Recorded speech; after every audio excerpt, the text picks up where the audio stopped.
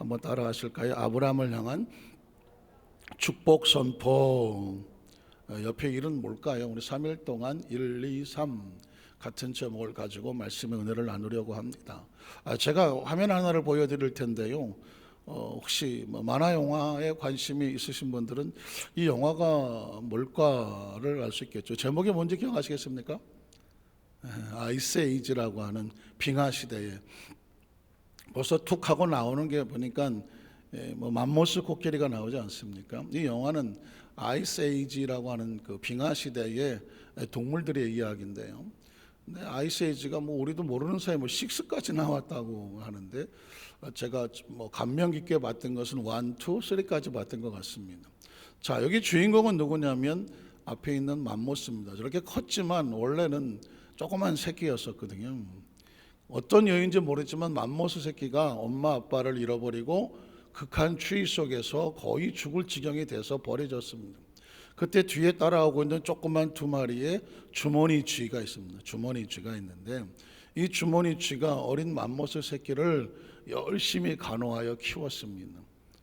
기적적으로 맘모스 새끼는 회복을 하고 눈을 뜨고 의식을 차리고 나 보니까 자기를 지극정성으로 돌보아주고는 2마리의 주머니 쥐를 발견하고 그는 그 주머니 쥐가 자기의 부모라고 생각을 하기 시작을 합니다. 왜냐하면 맘모스 어떤 동물이든 마찬가지지만 거울을 본 적도 없고 거울에 인식이 되어 있지 아니하고 그러다가 보니까 자기의 모습이 어떻게 생겼는지 알 수도 없고 그리고 아주 어린 나이에 버려져서 주머니 쥐의 품에서 자랐기 때문에 자기는 자기가 바라보는 것이 주머니 쥐밖에 안 보이거든요. 주머니 쥐가 엄마 아빠처럼 자기를 돌보아 주니 나는 누구다? 주머니 쥐다.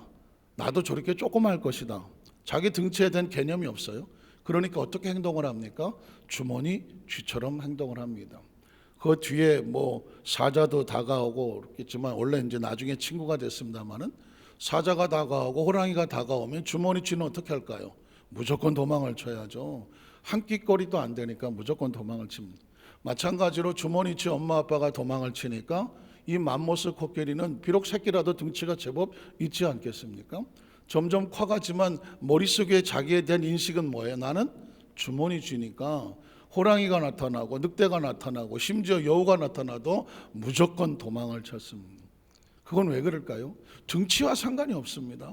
자기가 거대한 이빨을 가지고 있고 힘을 가지고 있느냐 이건 중요하지 않습니다. 의식과 사고 속에 내가 누구냐라고 하는 인식이 중요한 것입니다. 내가 주머니 쥐라고 생각하는 한 호랑이도 무섭고 사자도 무섭고 코끼리도 무섭고 무슨 여우도 무섭고 다 무서운 것입니다. 그래서 계속 뛰어나 주세요. 제가 이제 얘기가 끝날 때까지 뛰어나 주셔야 됩니다. 왜냐하면 이건 상상이 필요한 거거든요. 왜냐하면 상상이라는 것은 사실은 지금 맘모스 코끼리도 상상 때문에 이렇게 된 거 아니겠습니까? 자기 머릿속에 사람은 눈으로 보지 않습니다. 눈으로만 보는 것이 아니라 눈을 감고 있으면 상상이 되지 않겠습니까? 아주 무서운 것은 상상의 세계입니다.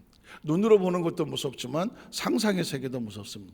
상상은 나를 끌고 가버리기 때문에 그렇거든요. 그 상상의 세계, 그 다음 세계는 뭐냐면 영적인 세계입니다.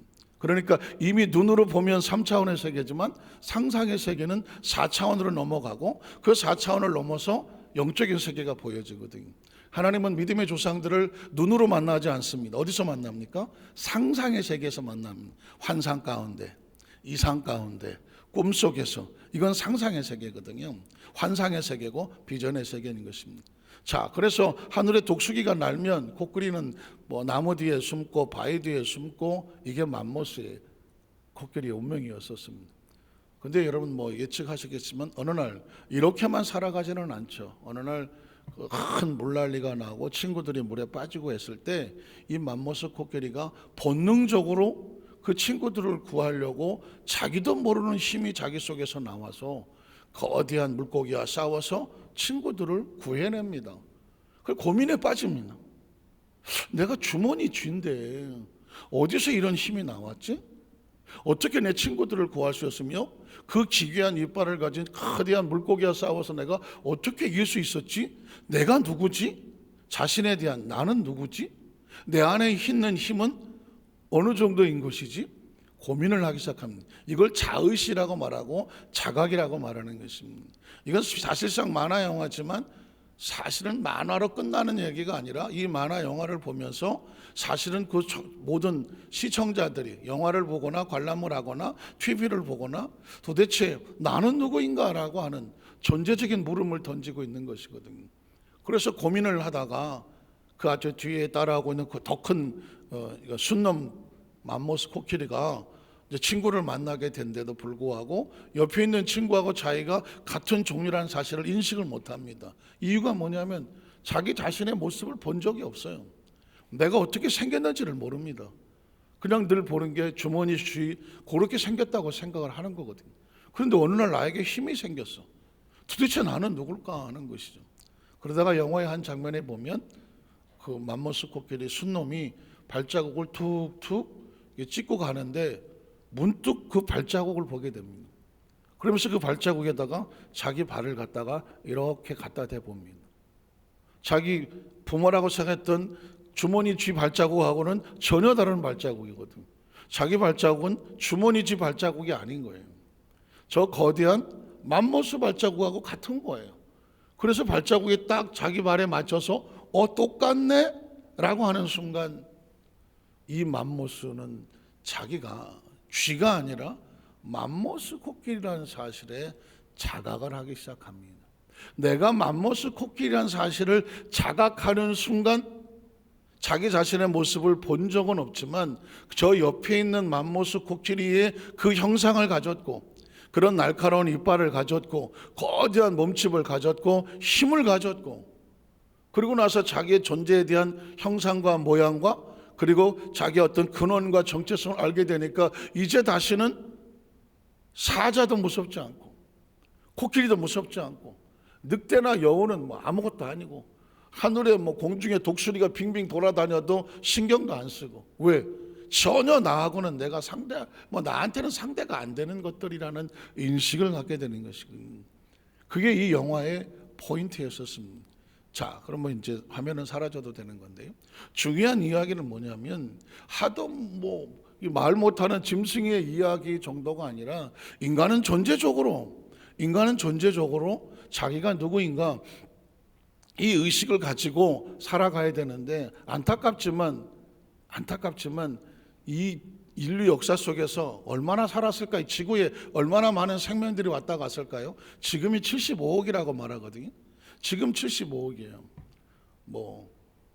왔다 갔다 하겠지만 그러면 지금 2021년도에 75억이면 그동안 인류 역사가 6천년 만년 도대체 얼마나 많은 사람들이 이 지구에 왔다 갔겠습니까? 또 앞으로도 얼마나 많은 사람들이 지구에 왔다 가겠습니까?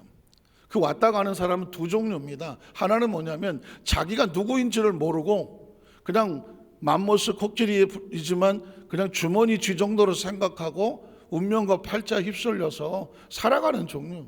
그냥 눈앞에 있는 거 먹고 마시고 어떻게든지 그냥 살아야 되는 아웅다웅 하다가 어디 누군지도 모르고 그냥 그렇게 살다가 끝나는 그런 삶이 있을 것이고 또 하나의 삶은 자기 존재가 누구인지를 자각을 하고 내가 맘모스 코끼리구나. 나라고 하는 존재는 이런 존재구나.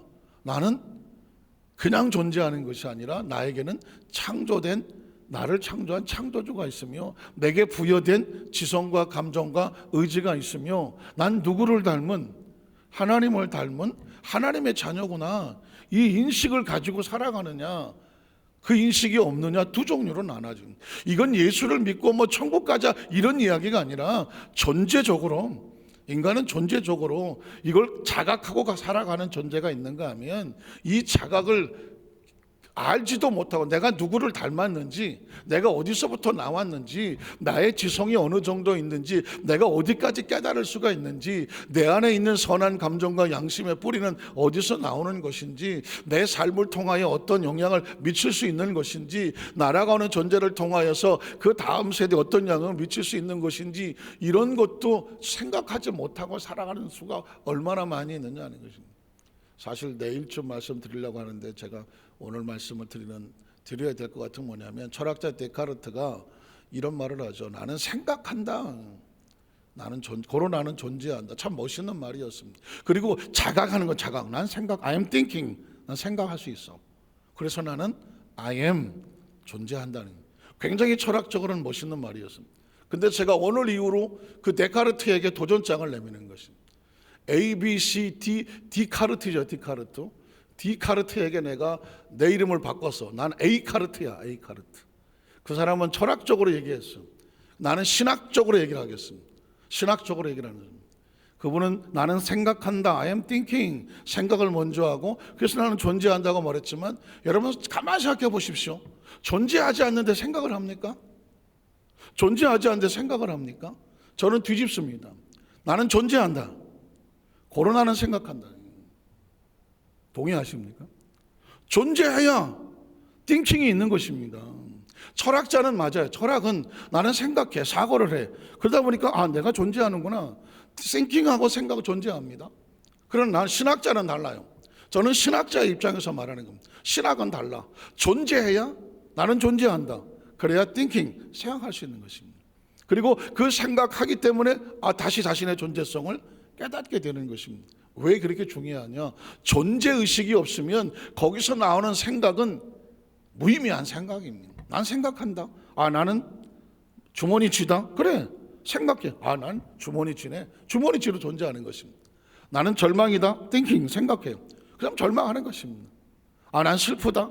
thinking, 생각하면 난 슬픈 존재가 되는 것입니다. 그러나 나는 존재적으로 존재 자체가 창조주가 있다. 하나님의 손에서 무한한 가능성과 계획과 섭리를 가지고 존재된 존재다. 그 의식과 사고가 있으면 이제 내 존재로 인하여 나의 thinking, 내 생각은 달라지는 것입니다. 나는 쥐가 아니다. 나에겐 거대한 맘모스의 그 가지고 있는 존재적인 파워가 있다. 예수 그리스도가 하늘에서 와서 우리에게 도대체 무슨 얘기를 하겠습니까? 그냥 교주처럼 나를 따르셔 나를 믿고 천국 갑시다. 이 세상은 다 그냥 쓸모없는 세상이니까 다 우리 예수 믿고 천국 갑시다. 이거 하시려고 예수님이 교주처럼 오셨을까요? 아닙니다. 예수님은 하나님의 생각입니다. 예수를 만나는 순간 우리 속에 하나님의 띵킹이 들어오는 것이거든요. 하나님의 생각은 존재적으로 우리에게 존재의 가치를 깨닫. 너는 하나님의 자녀다. 한번 따라하실까요? 너는 하나님의 자녀다. 하나님 속에서 나와서 하나님의 영을 받고 하나님의 지성과 감정과 의지를 가지고 하나님의 품성을 가지고 하나님의 계획 속에서 하나님의 비전 속에서 하나님의 뜻 안에서 하나님의 손길 안에서 하나님의 인도를 받고 광야 같은 삶을 지나갔지만 하나님의 목적이 가나안 땅을 이끌어 가서 그곳에 하나님의 나라를 세워야 될 하나님의 존재적인 축복의 통로다. 이 존재성을 가리켜요. 존재성을. 그러면 이제 내가 띵킹하는 거죠. 하나님의 자녀답게 말하고 하나님의 자녀답게 행동을 하고 하나님의 자녀답게 처신하고 하나님의 자녀답게 대화하고 하나님의 자녀답게 사고하고 하나님의 자녀답게 계획하고 하나님의 자녀답게 물질관을 가지며 하나님의 자녀답게 대인관계를 가지며 하나님의 자녀답게 사업관계를 가지며 하나님의 자녀답게 사람과의 관계 속에서 그 모든 것을 예의를 갖추며 존재적으로 자신의 클래스가 하늘의 클래스거든. 그러니까 아무리 사람을 겉모습이면 머리를 갖다 투컷을 잘라놓고 염색을 하고 화장품을 잔뜩 발라놓고 면도를 하고 옷을 입혀놓고 복장을 빼놨다고 할지라도 이 안에 띵킹 사고가 바뀌지 아니하면 자신이 누군지를 모르고 존재도 모르고 가치도 모르고 해놓으면 그 사람 어디다 갖다 놓아도 자신이 뭘 할 줄을 모르는 거예요. 오죽하면 돼지를 아무리 잘 씻어서 안방에 갖다 놓아도 그 돼지는 안방을 무엇으로 만든다? 돼지우리로 만들죠. 돼지우리는 왜 안방을 돼지우리로 만들까요? 돼지는요 겉모습이 돼지가 아닙니다. 그의 생각이 돼지니까요. 사고가 돼지예요. 아는 게 돼지예요. 그거예요. 그러니까 겉모습으로 판단하는 것이 아니라 그 속에 띵킹이 무엇이냐고 생각을 해야죠. 띵킹이란 다른 게 아닙니다. 자기가 누구라고 생각하느냐가 중요한 것이죠. 안방에 갖다 놨으면 너는 안방을 지키는 사람처럼 살아라 라고 생각을 바꿔주지 않는 한 돼지의 생각으로 안방을 돼지우리로 만들 수밖에 없는 것입니다. 여러분 하나님 말씀을 듣는 이유는 뭔지 아십니까? 말씀을 듣는 가운데 이 땅을 삶을 살아가면서 나라고 하는 존재 자체가 과연 하나님으로부터 출처로부터 나와서 하나님의 생각과 비전과 꿈은 무엇일까? 내 사고하고 깊이 생각하시면서 내 의식과 사고 속에 하나님의 사고를 채워 넣는 거예요. 하나님의 사고를 채워 넣는 것입니다. 전 여러분을 교육하지 않습니다. 여러분 이래라 저래라 설득하지 않고요, 여러분에게 설교하지 않습니다. 여러분에게 선포합니다. 하나님의 생각과 사고가 머릿속에 들어와서 이제 우리 안에서 하나님의 사고와 생각과 그것이 나를 이끌어 가도록, 나의 생각이 하나님의 생각이 되고 나의 품성이 하나님의 품성이 되고 내 삶의 목적이 하나님의 목적이 되고, 믿으십니까? 그래야 그 사람이 하나님의 사람인 거고요. 말씀을 듣는 이유는 하나님의 사고가 나를 점령하도록, 성경을 쓴다면 그 성경의 말씀이 나를 점령하도록, 기도를 한다면 내 생각이 아니라 하나님의 생각이 나를 통해서 이루어지도록, 찬양을 한다면 내 입술의 말이 찬양을 통해서 내 심령이 하나님의 영으로 통렬되고 마음속에 들어와서 내 하나님의 기쁨이 넘쳐나도록, 내가 오래 살아야 된다면 사는 동안에 내 삶이 하나님의 자랑과 기쁨이 되어져서 그를 통하여 나를 통하는 역사가 나타나도록, 내게 물건이 필요하다 물건을 통해서 그 능력을 가지고 해야 할 많은 생명을 살리도록. 믿으십니까? 이 땅의 교회가, 아주 조심스러운 말이지만 교회라고 다 교회입니까? 교회라고 다 교회입니까? 말씀이라고 다 똑같이 말씀입니까? 성도라고 다 똑같은 성도입니까? 그 속에 하나님의 생각과 사고가 들어와서 그 어디다 갖다 놓아도 그 사람의 사고 속에 하나님의 싱킹 사고가 들어와서 존재주 하나님의 의식을 가지고 있는 사람은 어디를 갖다 놓아도 동일한 사고를 가지고 하나님과 동일한 관계를 가지고 살아가는 것입니다. 제가 제일 두려워하는 단어가 그거 아닙니까? 신앙생활은 아주 오래 했고 설교도 많이 들었고 말씀도 많이 들었고 아는 것도 많고 봉사도 많이 했는데 불구하고 갖춰진 사고, 생각, 내가 가지고 있는 생각이 다라고 생각을 하면서 그 사고를 벗어나지 아니함으로 인하여서 매일 신앙생활 속에서 똑같은 생활 패턴에서 벗어나지 않는 것, 그 변화되지 않는 사고를 가지면서 내가 이 정도면 신앙생활도 잘하고 나 정도면 잘한다고 생각을 하면서 더 이상 변화되지 않으려고 하는 것, 이게 무서운 것입니다. 그 신앙의 매너리즘이라고 말씀하는 것입니다. 신앙의 최고의 기쁨은 뭐냐면 하나님의 생각을 더 많이 알아가는 것, 하나님의 사고를 더 많이 알아가는 것, 하나님의 계획을 더 많이 알아가는 것. 성경을 많이 외우는 것도 중요하지만 외우는 것보다 중요한 건 하나님의 뜻을 알아가는 것. 많이 듣는 것도 중요하지만 100발을 다 들어도 뜻을 이해하지 못하고 사고를 이해하지 못하고 그것이 내 생각이 되지 아니하면 설교는 무슨 의미가 있으며, 말씀은 무슨 의미가 있으며, 예배는 무슨 의미가 있으며, 기도는 무슨 의미가 있습니까? 기도에도 열매가 필요하고 말씀에도 열매가 필요하고 여러분 헌신에도 열매가 필요하고 모든 것이 열매가 필요한데, 그건 뭐냐면 나를 통해서 하나님의 생각과 사고가 들어와서 그로 인해서 현실 속에서 하나님의 말씀하신 의도가 나타날 때 그게 비로소 하나님이 나를 통하여 나타나신 열매라고 말씀하는 것입니다. 혹시라도 내가 신앙생활 이만큼 많이 했으니까 이제는 뭐 웬만한 설교를 들어도 난 다 알아라고 생각하신다면 여러분은 아주 무서운 착각에 빠지시는 것입니다. 어떻게 하나님의 생각을 다 알 수 있겠습니까? 어떻게 하나님 의도를 다 알 수 있겠습니까? 어떻게 하나님 말씀을 다 지레 짐작을 할 수가 있겠습니까? 중요한 것은 하나님의 말씀이 나를 들어와서 통제하고 지배하고 다스려서 그 말씀 안에서 나라고 하는 사고 존재 자체, 하나님이 나를 통해서 내 속에 집어넣은 어마어마한 나를 향한 하나님의 뜻과 섭리가 얼마든지 펼쳐나갈 수 있다라고 하는 영적 자신감을 갖게 되시기를 주님의 이름으로 축원합니다. 왜 그런지 아십니까?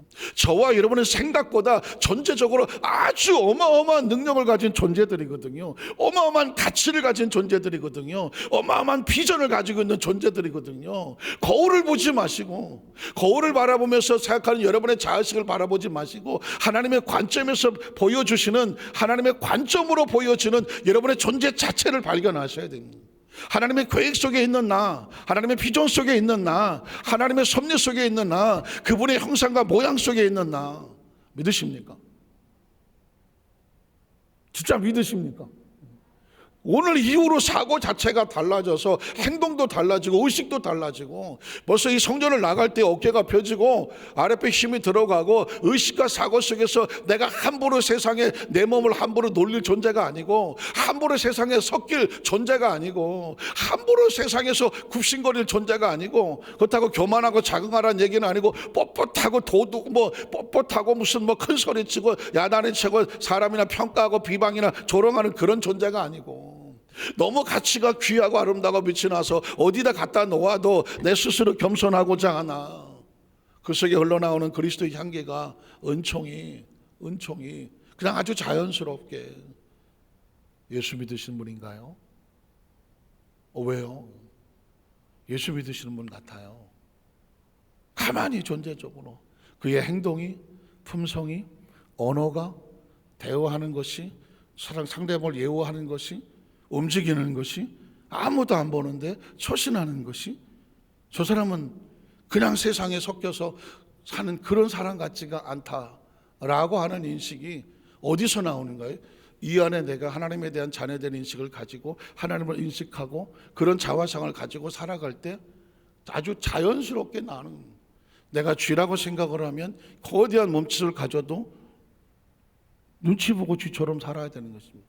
그러나 자신의 존재를 깨닫고 내가 맘모스야 라고 자기의 존재를 알게 되면 굳이 어깨에 힘을 주지 않아도 그 속에 있는 가지고 있었던, 태생부터 가지고 있던 그 모습이 자연스럽게 우러나오는 것입니다.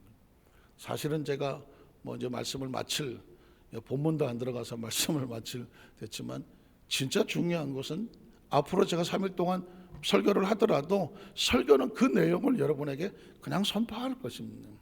중요한 것은 하나님 말씀을 듣는 자세 속에서 이제 하나님께서 아브라함에게, 제가 아브라함을 오늘 2월달 생명 특별 새벽 기도에 말씀을 묵상하는 가운데 하나님께서 아브라함에게 주신 축복의 내용이 뭘까 말씀을 찾았더니 아브라함에게 무려 12장부터 22장까지 딱 10장 동안에 11번을 축복을 하시더라고요.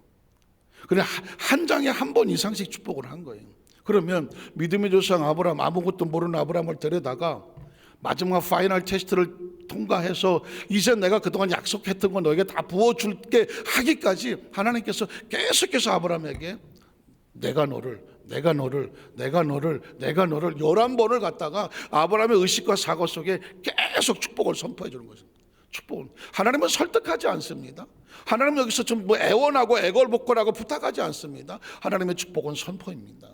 그래서 제가 이번 3일 동안에 하나님, 우리 여자순복 안산교회 성도들 2021년도를 출발하면서 우리 성도들에게 하나님께서 아브라함에게 11번의 축복을 선포하셨는데요, 제가 우리 성도들에게 말씀을 그대로 선포할 때 하나님께서 아브라함에게 작정하시고 선포하셨던 것이 그대로 됐던 것처럼 노아에게도 축복하시고 아담과 하와도 원래 만나면 축복을 하시거든요.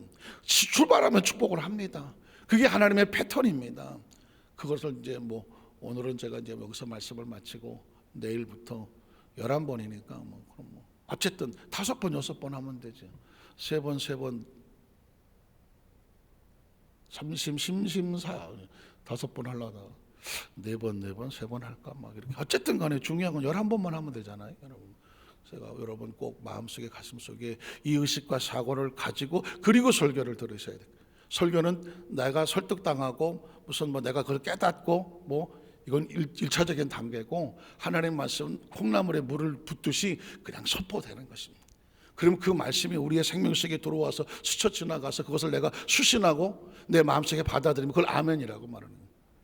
그러면 그게 내 삶과 들어와서 이제는 하나님의 꿈이 나의 꿈이 되고 비전이 되고 그것이 나를 통제하고 지배하고 이끌어가는, 그게 가장 행복하고 아름다운 삶. 전체적으로 내 의식 속에 하나님 올려주신 축복을 회복하고 살아가는 사람, 그 축복의 주인공들 되시기를 주님의 이름으로 축원합니다. 기도하겠습니다. 하나님 아버지 감사합니다.